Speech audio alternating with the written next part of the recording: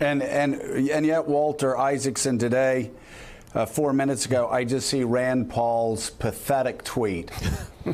Sad and pathetic tweet by Rand Paul. Today, I will meet with the president and I will ask him to revoke John Brennan's security clearance. Oh, man. He has a chance. He's got a chance to meet with the president of the United States and talk about Donald Trump adopting the KGB's approach to NATO. Yeah. To kowtowing to Vladimir Putin. He can talk about so many things that most Americans are concerned about him undermining the FBI, the Director of National Intelligence, the CIA, and yet he's going, Rand Paul, a United States Senator, is going to the White House to talk about John Brennan? How They should be talking is that? about Devin Nunes' security clearance, which Paul Ryan was at one point strong enough to push back on Devin Nunes. But now you just see weaklings, weak backbones, people being craven.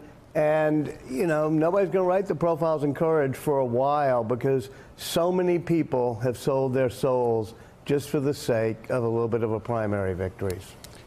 They're not going to be able to go down in history savoring those primary victories if they've lost their soul.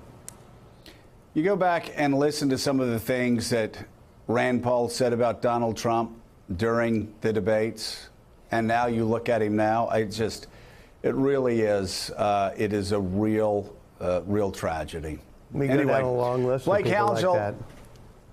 A long list. Blake, thank you so much. Susan Page, stay with us. And still ahead, there's energy and momentum with the progressive movement these days, but there's also the question of whether the moderate wing of the Democratic Party can keep up and what that means if they can't.